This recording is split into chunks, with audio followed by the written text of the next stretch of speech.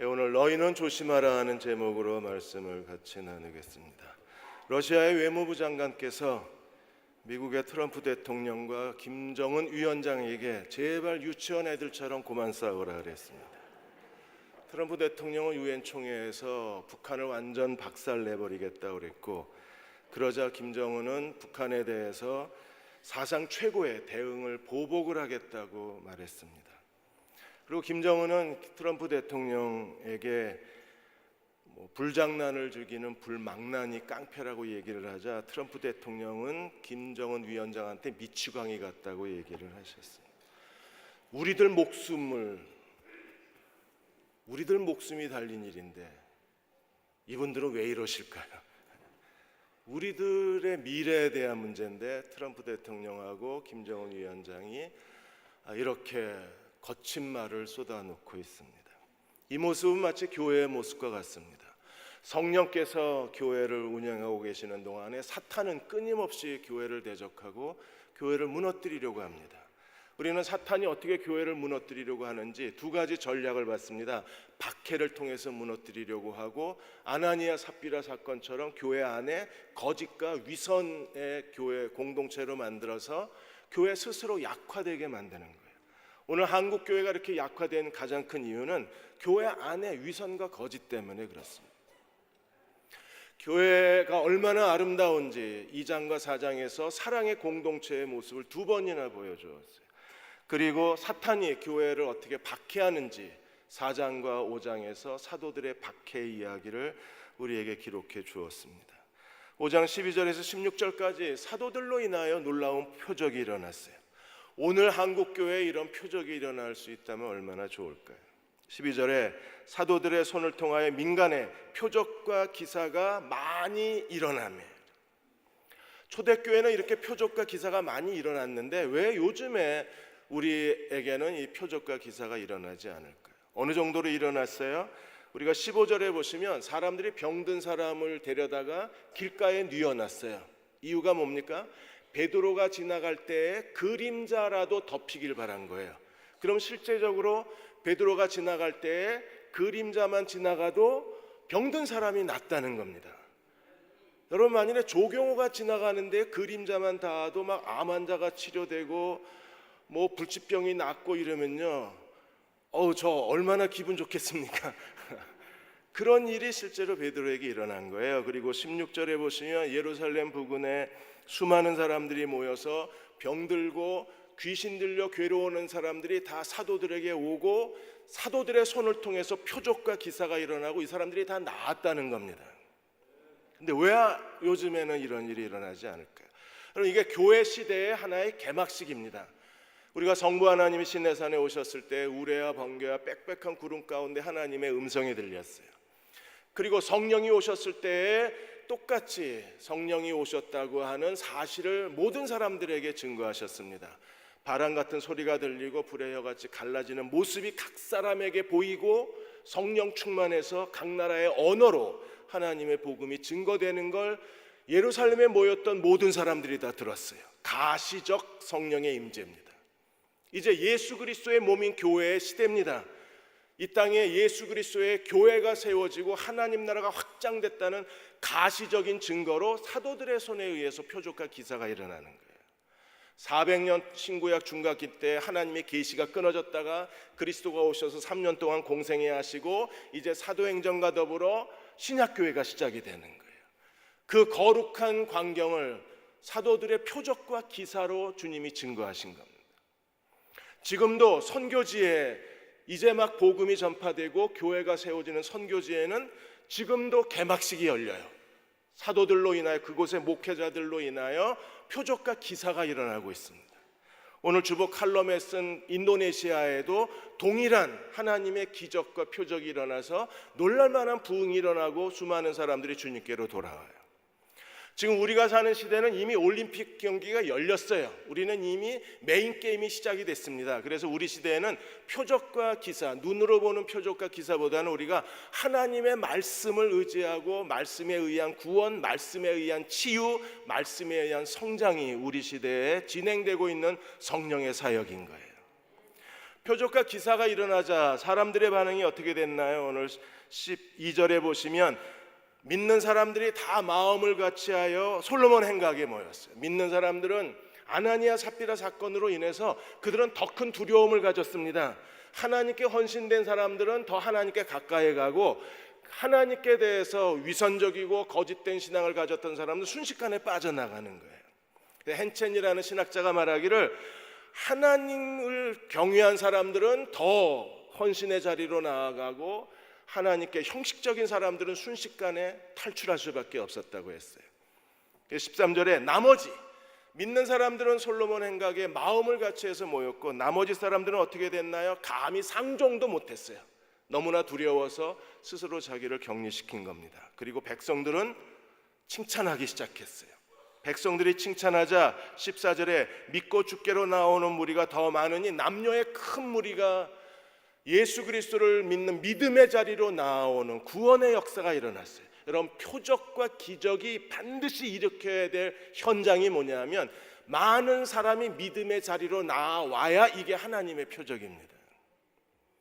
오늘 우리 시대에 이런 사도들 시대의 표적과 기적이 일어나지는 않지만 우리는요, 하나님 말씀으로 인하여 더 큰 기적을 경험하는 사람들입니다.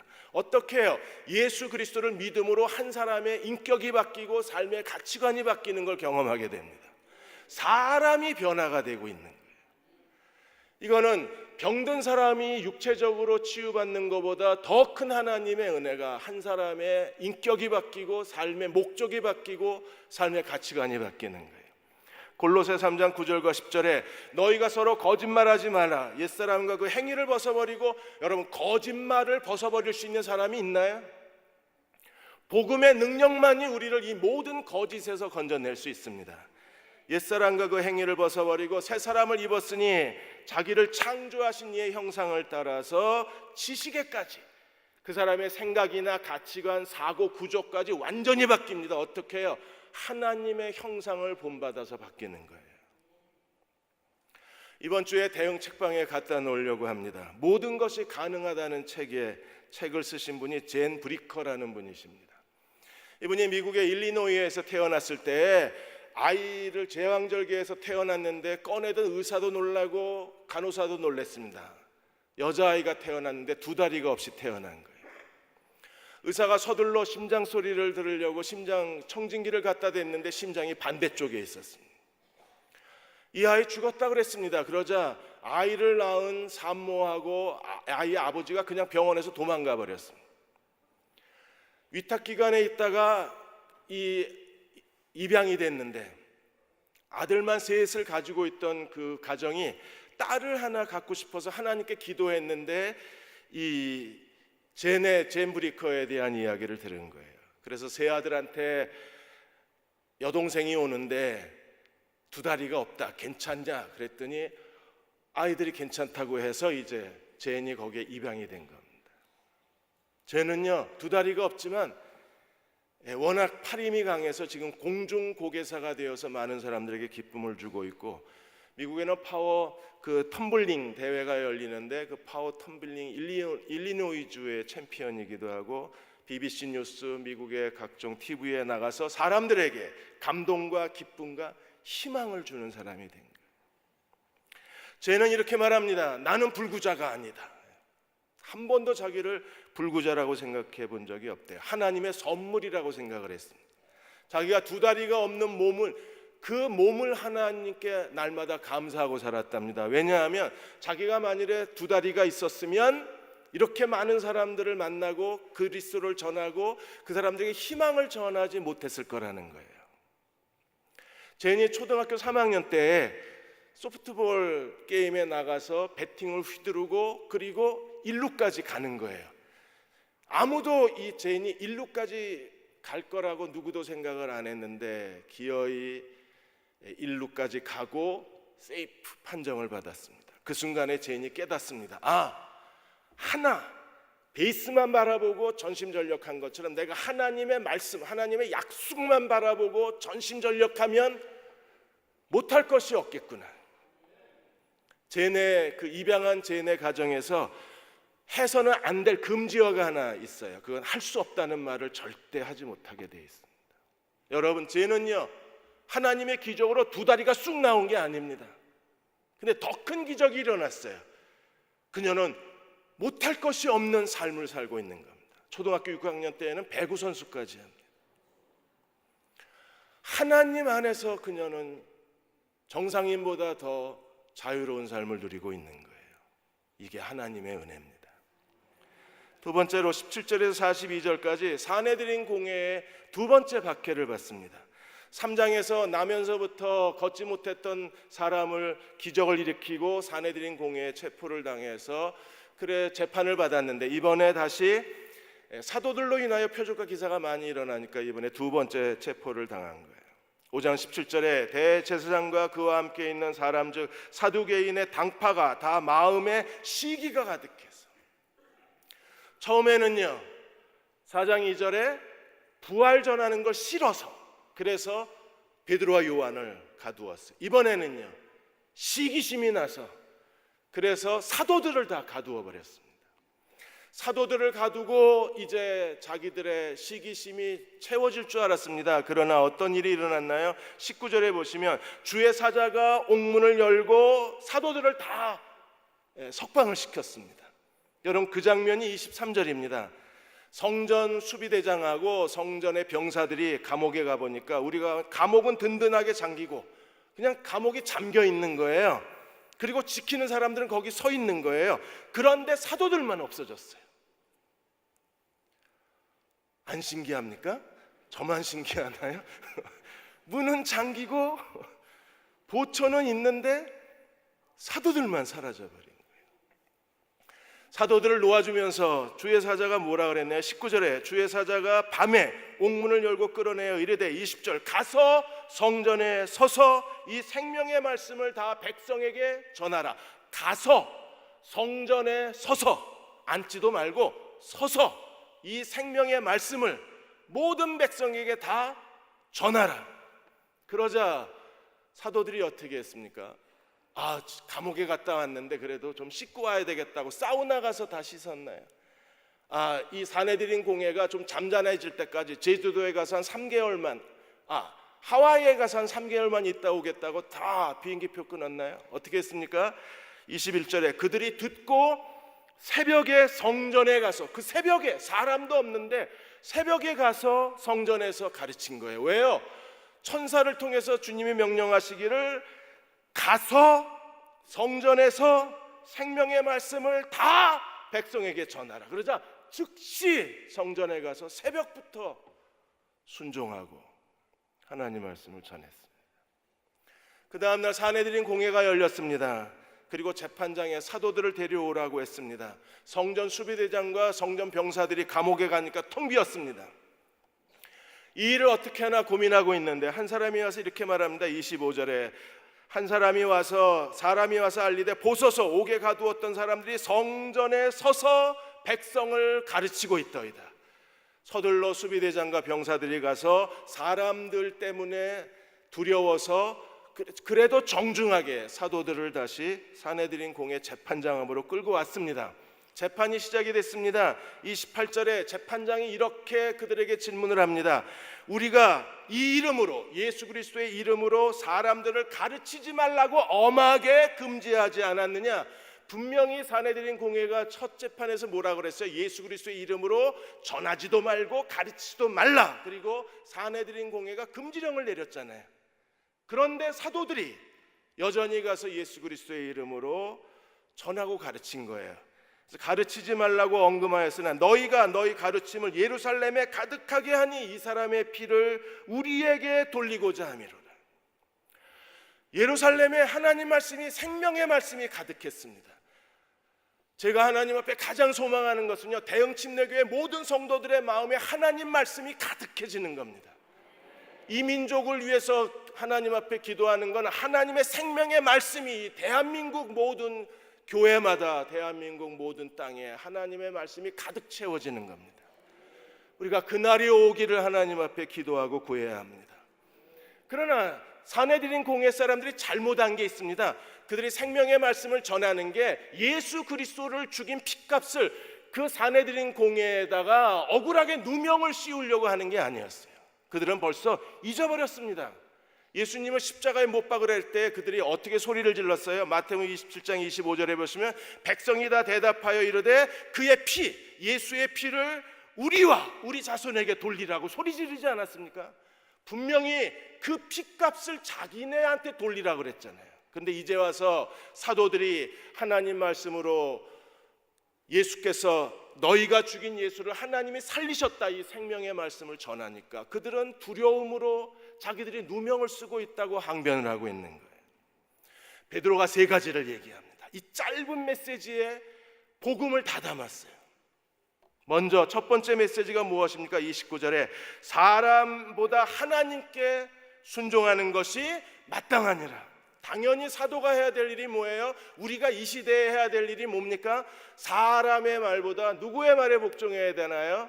하나님 말씀에 복종해야 합니다. 두 번째 사실을 논증을 합니다. 너희가 나무에 십자가에 죽인 예수를 하나님이 다시 살리시고 하나님이 오른손으로 그를 지극히 높이셔서 만왕의 왕과 구세주, 왕과 임금과 구세주로 삼으셨느니라. 그러므로 그 그리스도를 믿기만 하면 너희에게 회개와 죄사함을 주시리라. 너희가 죽인 예수를 하나님이 살리시고 하나님이 높이셨다. 그분은 우리의 왕이시여 우리의 구세주가 되셨다. 그러므로 믿고 회개만 하면 너희 죄가 용서받으리라. 그리고 세 번째 사실이 뭐예요? 우리가 이 일의 증인이요 하나님이 자기에게 순종하는 사람에게 주신 성령도 그러하니라. 이미 예수님이 요한복음 15장에서 말씀하셨잖아요. 아버지가 너희에게 보낼 보혜사 성령이 진리의 성령이 오시면 그가 나를 증언하실 것이요 성령이 증언하실 것이요 너희도 처음부터 나와 함께 있으므로 너희가 증언하느니라. 그러나 오늘 이 시대에 정말 성령님은 예수 그리스도를 증언하고 계신가요? 오늘 우리의 삶은 예수 그리스도를 증언하는 삶입니까? 교회는 면역력이 떨어지고 교회는 어느 사이에 무기력해지고 교회는 이 악한 세력의 대적에 대해서 교회는 대항할 힘도 느끼지를 못합니다. 그러나 성령님은 그리스도를 증거하고 계셨고 성령님은 새로운 증인을 만들어내고 계셨어요. 이번에 울산대학교의 이정훈 교수가 울산에서 동성애와 이데올로기라는 강연 유튜브가 올라와서 많은 사람들이 유튜브를 봤습니다. 이분은 법과 사상을 전공하신 분이신데 2007년도에 대광고등학교 학생 하나아이가 체포를 거부하고 그리고 종교의 자유를 외친 적이 있었어요. 이때 이 대광고 사태를 계기로 해서 종교자유정책연구소 종자연이 만들어지게 됩니다. 그 종교자유정책연구소의 핵심 브레인 중에 한 사람이 이정훈 교수예요. 그때부터 기독교를 땅에 파묻겠다고 완전히 대한민국 땅에서 교회를 전멸시키겠다는 전략이 시작이 된 겁니다. 우리가 고속도로 타고 톨게이트 지나면 Jesus loves you라고 그 건물에 크게 글자가 써 있었던 적이 있었습니다. 그런데 그걸 재판에 걸어서 종교 자유를 침해한다는 이유로 글자를 떼어난 사람도 종자연입니다. 2007년도에 공무원법을 개정하면서 종교 편향법을 제정을 했어요. 이 종교 편향법은 뭐냐면 공공장소에서 복음을 전하면 이게 법을 위반한 게 되고 형사처벌을 받는 법입니다. 그것 때문에 2006년 7년도에 교회가 정말 시끄러웠었습니다. 이정훈 교수가 한 번에 대한민국 교회를 무너뜨려야 되겠다는 마음을 가지고 절에 들어갔어요. 좀 더 치명적인 약점을 잡아서 뭔가 한 번에 교회를 다 무너뜨려야 되겠다고 전략을 연구하러 절에 들어갔는데 절에만 있으면 두통이 오는 거예요. 절에서 떠나면 괜찮고 절만 들어가면 머리가 아픈 거예요. 하나님 정말 잘하셨어요. 그래서 할 수 없이 집으로 갔습니다. 집에 가면 항상 CTS를 시청을 합니다. 아주 CTS 열렬 시청자입니다. 왜냐하면 교회를 알아야 교회를 잡아먹으니까. 그래서 CTS를 보면서 계속 빈정거린 거예요. 그날도 CTS를 보는데 어떤 목사님이 나와서 설교를 하는데 뭐 예수 믿으면 죄 사함을 받고 뭐 어쩌고 이러니까 자기도 모르게 입이 근질근질해서 뭐 예수 어쩌고 이러니까 비난의 말을 하려고 그러는데 갑자기 혀가 확 굳어버립니다. 그리고 그냥 거꾸러진 거예요. 번개를 맞았다고 이정은 교수가 설명을 합니다. 여러분들 그 동영상을 한번 보세요. 번개 맞은 것 같고 순간 죽었구나 싶더랍니다. 난 죽었구나. 왜? 하나님을 대적했잖아요. 그러니까 자기에게 무슨 일이 일어났는가를 알겠더래요. 그리고 완전히 하나님 앞에 엎드려져서 하나님께로 돌아왔어요. 그리고 나서 종교자유정책연구소의 핵심 브레인이 지금 대한민국 땅에서 일어나고 있는 일을 이 사람이 다 아는 거예요. 다 자기 머리에서 나왔으니까. 그래서 법무부 장관했던 김승규 장로님이 이 이정훈 교수한테 지금 대한민국에서 일어나고 있는 이 모든 일에 대해서 시민단체, 종북단체 다 포함해서 보고서를 내라 그래서 300페이지 보고서를 올렸답니다. 그래서 저도 이 보고서 좀 달라고 요청을 했는데 아직 오지 않았어요. 읽고 공부하는 대로 여러분들한테 알려드리려고 합니다. 그 보고서에 의하면 예를 들어서 지금 학생 인권 조례 문제 때문에 교실에서 교권이 바닥을 쳤습니다. 그 배후에 뭐가 있느냐 하면 68 중국의 문화혁명이 있는 거예요. 68 문화혁명의 마오이즘, 모택동의 마오이즘의 철학 중에 가장 중요한 게 뭐냐면 기존의 권위 질서를 다 뒤집어 엎어버리는 겁니다. 기존의 권위 질서를 깨트려야 그래야 또 새로운 문화를 가지고 그걸 가지고 공산 1인 독재가 가능하니까.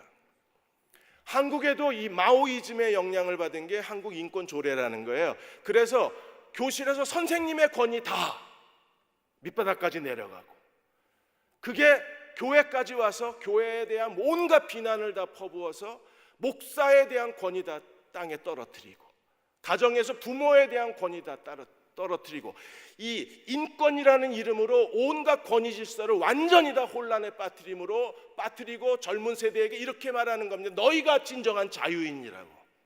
이걸 하나의 문화운동을 일으킨다는 거예요.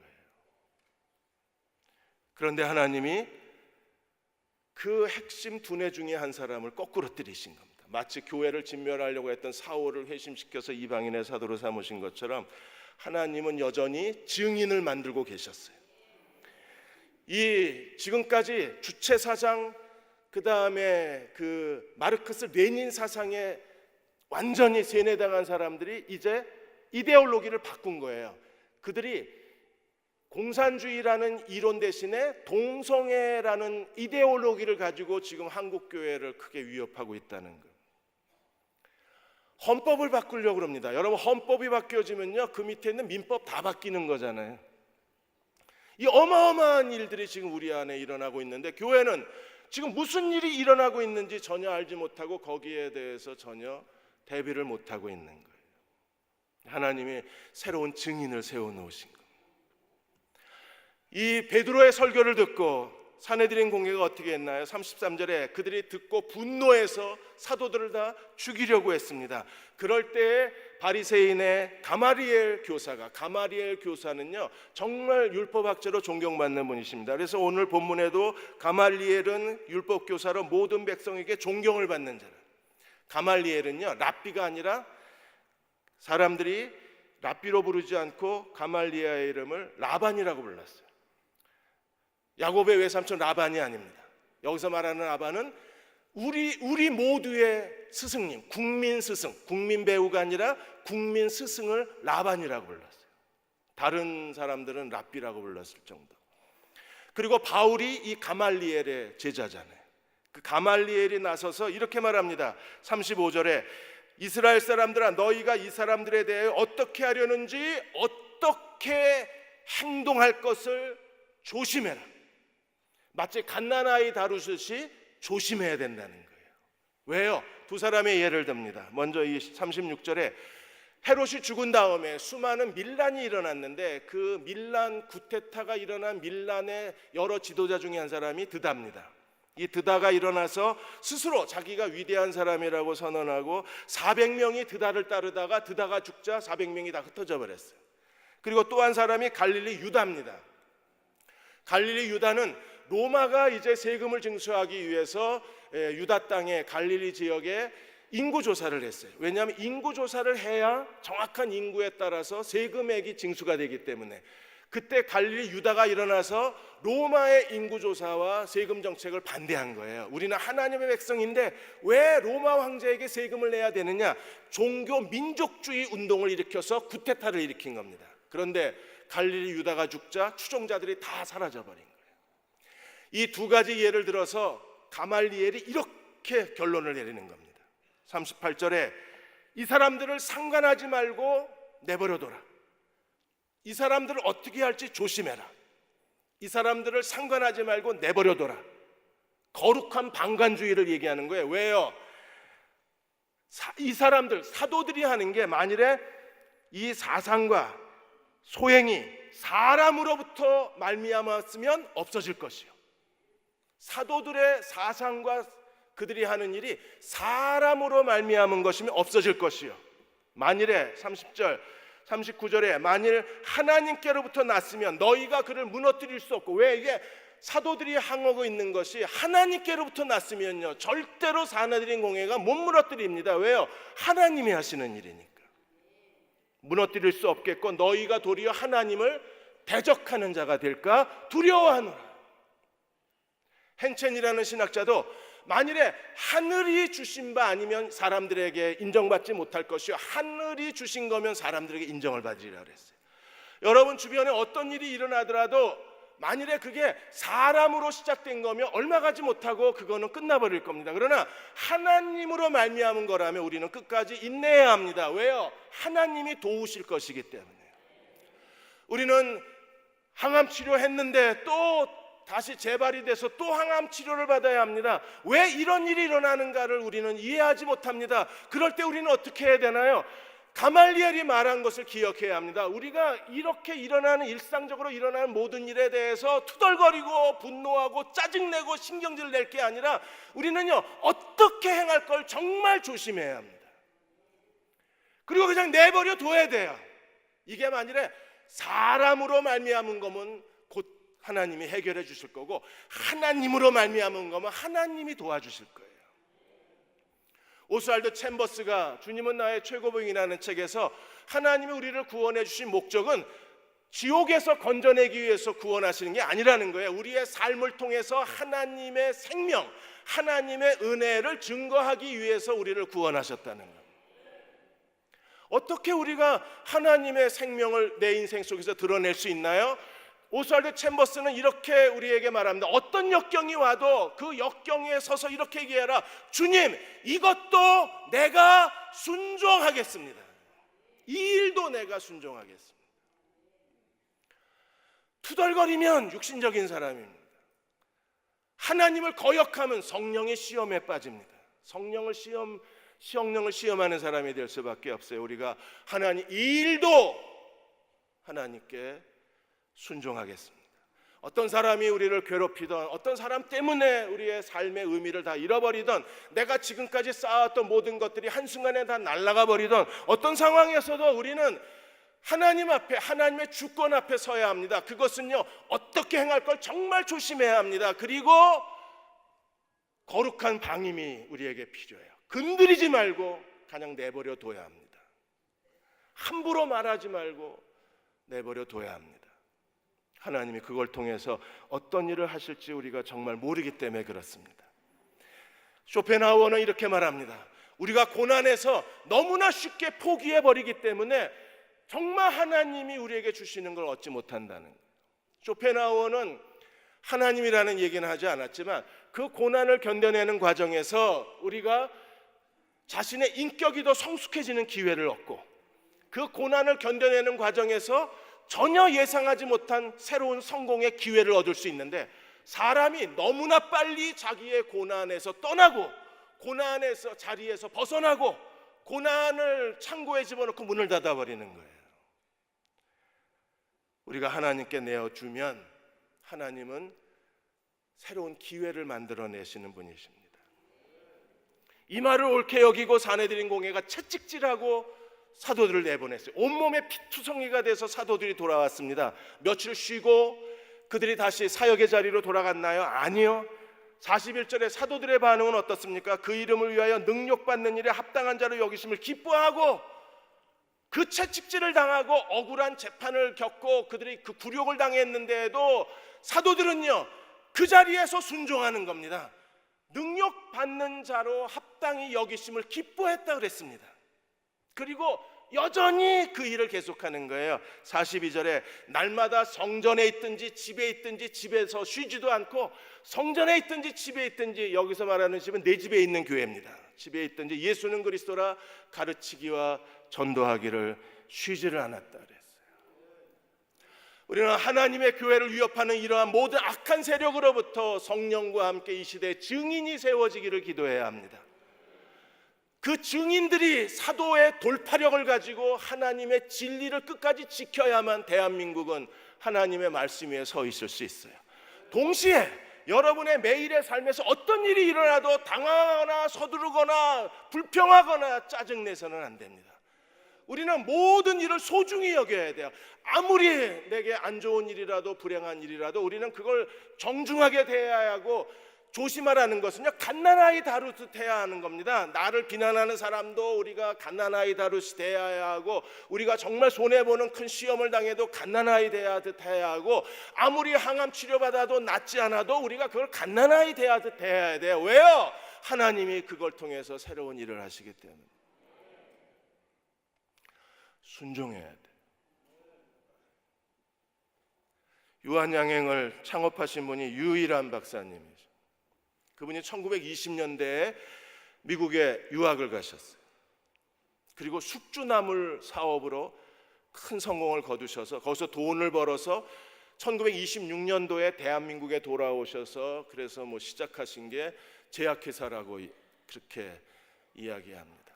그분이 숙주나물로 20년대에 미국에서 숙주나물 사업을 했다는 게 저희가 이해가 잘 안 되는 거예요. 근데 어떻게 그거에 성공했을까? 숙주나물이라는 걸 잘 이해를 못하니까 미국인들이 잘 안 먹은 거예요. 처음에 한국 사람이 김 먹는 거 보고 이상하다 그랬잖아요. 그거 왜 먹느냐고. 근데 지금은 미국인들이 더 좋아합니다. 스낵보다 김 먹는 걸 더 좋아합니다. 숙주나물을 사람들에게 이해가 되지 않는 것 갖다 팔았으니까 전혀 장사가 안 된 거예요. 근데 어느 날 숙주나물을 싣고 뉴욕을 달리던 트럭이 상대방 차를 피하느라고 핸들을 꺾다가 뉴욕 거리 한복판에서 상점을 들이받는 대형 교통사고가 납니다. 교통사고가 나니까 트럭에 있던 숙주나물이 길거리로 다 쏟아진 거예요. 그래서 일대 교통이 마비가 일어납니다. 라디오 방송 기자가 오고 신문 기자가 왔는데 그 사람들은 교통사고보다 길거리에 쏟아진 숙주나물이 더 신기한 거예요. 그래서 이것이 무엇이냐 이래가지고 라디오 방송에서 식품영양학과 교수 데려다가 좌담을 하고, 유명한 레스토랑 영양사 불러다가 좌담을 하고, 그래서 그 사람들이 숙주나물에 대해서 아주 극찬을 한 거예요. 미국 사람처럼 고기 많이 먹는 사람들이 숙주나물이 정말 몸에 좋은 거라고. 그래서 사고 수습하느라고 법원에 끌려다니고 경찰에 끌려다니는 동안에 주머니 핏발치도 노는 겁니다. 숙주 달라고. 그래서 성공하셨어요. 그 돈 가지고 세운 게 유한양행이에요.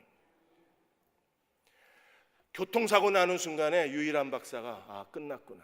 내 인생 끝났구나. 나는 이제 모든 걸 다 정리하고 돌아가야 되나 보다. 아무것도 보이지 않더랍니다. 그런데 그 교통사고가 유일한 박사의 평생의 꿈을 이루어주는 기회의 문이 된 거예요. 여러분이 어떤 일이 일어나도 그것 때문에 불쾌한 표정 짓지 않으셔도 돼요. 힘들어하지 않아도 돼요. 그냥 내버려 두세요. 그리고 정중하게 대하십시오. 하나님이 시작하신 일이면 하나님이 도우실 겁니다. 사람들이 나를 대적하는 일이면 며칠 지나지 않아서 없어질 거예요. 그러나 하나님이 시작하신 일이면 그분이 도와주실 것입니다. 믿음으로 하나님 앞에 서시는 저와 여러분 되시기를 주의 이름으로 축원합니다. 다 일어나셔서 310장입니다. 내가 믿고 또 의지함은 내 모든 형편 아시는 주님, 늘 보호해 주실 것을 나는 확실히 아네. 우리 1절하고 4절 부르시고 기도하고 축도하겠습니다.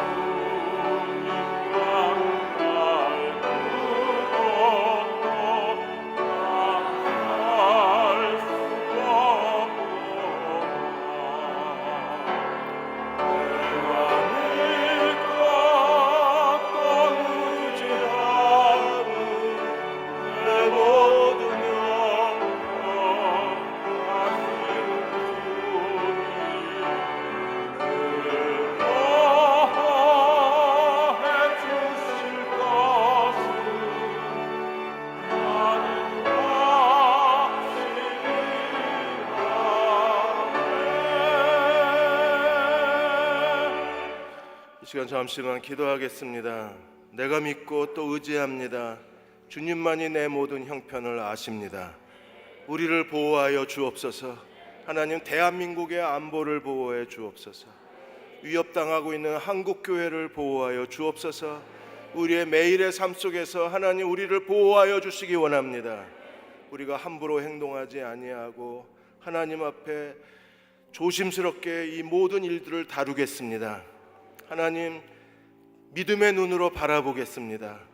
하나님, 우리의 기도를 들으시고 하나님이 우리에게 선한 손으로 우리를 도와주옵소서. 표적과 기사가 일어나게 하여 주옵소서. 우리 잠시만 함께 통성으로 기도하겠습니다. 아버지 하나님, 저희에게 표적과 기사가 일어나게 하여 주시고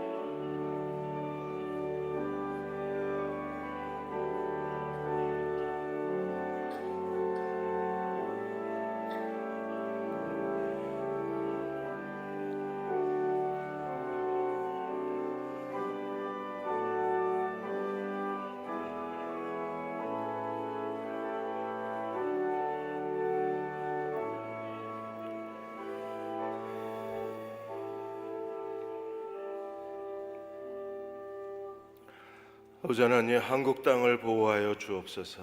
늘 보호해 주실 것을 나는 확실히 아네. 우리는 압니다. 그래서 하나님 의지합니다. 이 민족의 내일을 하나님 보호해 주시고, 지금 한국 교회는 너무나 크게 비틀거리고 있습니다. 하나님, 한국 교회를 긍휼히 여겨 주시고, 많은 성도들이 어려움 속에서 주님을 의지하고 있습니다. 하나님, 늘 보호해 주실 것을 나는 확실히 아네.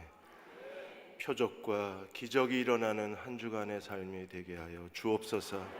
지금 우리를 죄에서 구원하신 우리 주 예수 그리스도의 은혜와 하나님 아버지의 그 크신 사랑하심과 성령의 위로하시고 도우신 은혜가 오늘 9월의 마지막 주일 예배드리고 돌아가는 모든 교우와 가정과 사랑하는 아들, 딸들 위해, 이 민족과 이 땅의 모든 교회 위에 지금부터 영원히 함께 하시기를 간절히 축원하옵나이다. 아멘.